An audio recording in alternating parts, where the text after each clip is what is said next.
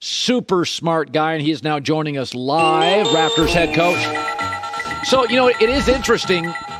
We were just talking about this earlier today. Michael Jordan would face, he had Tony Kukoc. There was an occasional European player, but now they're among the best players in the league. Giannis and Luka, and the Joker just won the MVP. And, I watched Luka, and I'm like, okay, how is he this gifted at 22 years old? Like, this doesn't make any sense at all. He plays like a 32-year-old. And I said the other day we said on the air is that Dallas cannot just worry about the draft. They have to get him a guy ready to win now. He's too mature. You spent 11 years over in Europe. Why are the European players often a little more skilled earlier than our guys? Luka doesn't even look like a 22-year-old. Yeah, the only thing I can say on that, Colin, is I visited. I'd go to Lithuania and visit some of those basketball schools. Sarunas Marciulionis had a little school, and I remember seeing a whole gym full of 9, 10, and 11-year-olds, and they were all playing pick and roll, both parts of it. They were both picking and rolling and dribbling and passing and shooting, going from basket to basket to basket. And I was sitting there, man, that's interesting. These long, lanky 9, 10, and 11-year-olds are playing the total game. That's the only thing I could say, maybe. Yeah. Well, it works. So when you look, the Eastern Conference very well and the Western Conference. I want to talk West first. So Phoenix Suns have Chris Paul. I think Chris Paul is the most underrated player in the NBA, perhaps in my lifetime. He's not glamorous. He doesn't dunk. He's not highly vertical. But you have a player like Kyle Lowry that shares some of those skills in that it's hard to quantify intelligence and feel for the game and intensity. And when I watch Chris Paul, take me, because Lowry's got some of this stuff. Mm-hmm. What do fans in the media not see with like a Lowry or a Chris Paul? What do I not see that matters? Well, I don't know if you don't see it or not, but first thing is toughness. He's as tough as he comes. Same with Kyle. As tough as he comes. He's gonna guard guys a lot bigger and stronger. He's gonna block out guys a lot bigger and stronger. They're gonna compete at all times. And I think that one of the big things too with Chris Paul is I really feel like he has such a good grip on the game. And when his team needs a bucket, he goes and gets him one. He doesn't overdo it, but when they need a big bucket or when they need something important, he'll do it. And he'll do it a lot of fourth quarter scoring. Just, that 15 to 17 footers on autopilot. And that's a pretty nice weapon to have when you're that tough and smart at the same time. It's interesting. Everybody loves the three-point shot, and as a math equation, analytically it works. But then you have guys like Chris Paul and Kawhi, who you coached, whose mid-range games are Jordan-esque. Where do you, like, Kawhi is a great example. Hell, you can't stop his mid-range game. I know the math tells me he shouldn't shoot it, but when you got him for that short period of time, how did you reconcile that? The game's telling you shoot threes, and he's a great mid-range shooter. Well, he's up there in the category of being so great at it. The math does almost equal out, Colin. That's one thing. And two, you got to get some buckets. And a lot of times that's your best shot. You can work it around and do all kinds of things to take a less contested or more contested three. You'd rather have him taking that shot. I mean, he shoots at that high percentage. And I think there's some other things that factor into it too. He draws fouls at that area, like DeRozan's a great example of that. He'll shoot a lot of mid-rangers, but he'll also draw a lot of fouls from there too with the pump fakes and all that stuff, and that takes you into even a more analytical shot. Nick Nurse, Raptors coach. So, I was a little cynical on Brooklyn. I said, man, you're getting 3 of the top 4 offensive players in the game, 3 of the top 5. Somebody is going to have to be the distributor at times, and Harden, to his credit, has said, okay, I'm going to take fewer shots, which is not always easy. Did you think Brooklyn, did you buy into it the first second, or did you have a little bit of, man, that's a lot of offense. These are unbelievable. Somebody's going to have to pass it occasionally. Take me into your mind when Brooklyn was assembled. Well, I think that,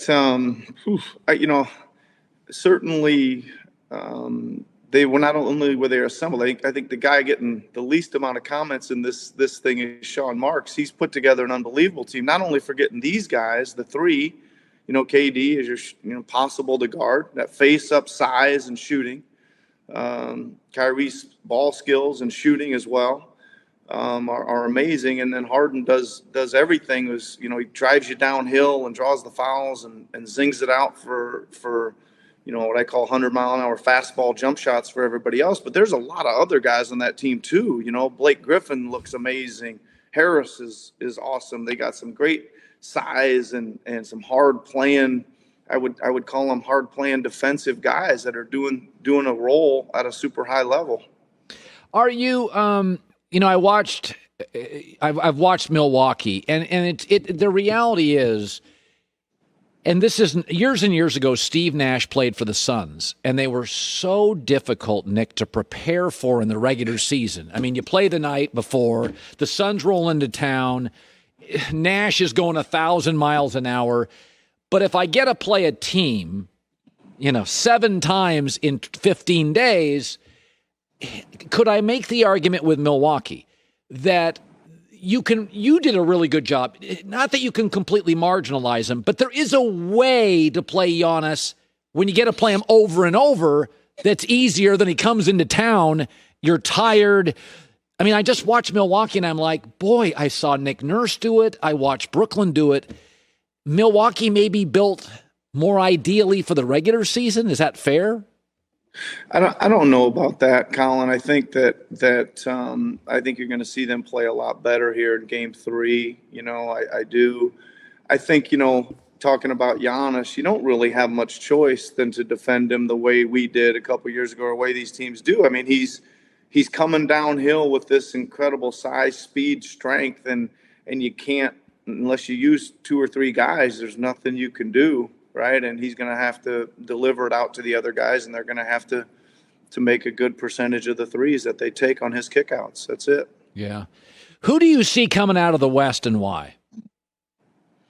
Whoa, man! I tell you what, it's a hard one. I think I could see anyone coming out that's left. I would say, listen. Quinn's a good friend of mine. We coached against each other in the D League / G League, so we go way back. I'm pulling for him. Obviously, he's going up against Kawhi and Coach Jeremy, another guy that worked for me there at the Clips, and I like T. Lue a lot too. So let's say one of those two. Yeah. Whoever wins that series, we'll say. And shoot, man, I love your argument too. I love Chris Paul too. So it's tough out there. Yeah. For sure. By the way, when you watch all these teams, Brooklyn is built with trades. Milwaukee is mostly built organically through the draft. Toronto has generally, Kawhi is an exception. There's a lot of stuff you draft players, develop them. How do you, because LeBron's moved all over the league, and yet his teams generally have good chemistry. If I told you the perfect way to build a basketball team, because we're going to get into the free agency period here, you won your championship, taking a guy, bringing him into your culture.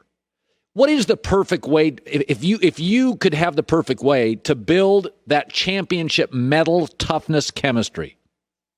Well, I mean, you look at the way we did it, Colin. I think there was a lot of young player development there. We brought some guys like Freddie Van Fleet and Pascal Siakam, and we had a veteran guy in Kyle that was kind of like the leader and the core of that whole thing, and then we were obviously able to add Kawhi, Danny, and even Gasol mid-season, some guys that had been deep down the road and done it before, to a kind of youthful, up-and-coming group of guys that were, I would say our core of our team. So it seemed to work for us. I don't know. There's a lot of way. I think there's a lot of different paths to get there, Colin. I really do. It was a good way for us to do it, though. By the way, you've been in basketball for 25 years. This is the most talent I've ever seen in the NBA. Would you agree with that? Well, it sure seems like the offensive talent's through the roof, right? I hear you giving your lists of top 10 best players, and you're getting to some really good guys that you're having a hard time squeezing in the top 10, right? There's every night out, it seems like there's 1 or 2, sometimes 3, depending on the team you're playing, guys that you're shaking in your head thinking, man, how are we going to guard these guys? How many schemes do we have to put together? How many different matchups are we going to have to throw at these guys? And I guess the only thing I ever say is even the teams with all the great guys, they can only one of them can shoot it each time up the floor. Right. Absolutely. So you got to guard that guy the best. You got to guard that guy the best, whoever's going to shoot at that time, right? He's already got a title, a Coach of the Year award. Toronto Raptors head coach Nick Nurse, one of the good guys. So nice to see you again. Have a nice, fairly brief off season. We'll talk soon. Okay. Thanks, Colin. Appreciate you, man. You bet. Hi, everybody. Thanks for watching. Subscribe here to get the latest from the show. Also, be sure to check out more of the best clips from The Herd or go watch a few segments from other shows on FS1.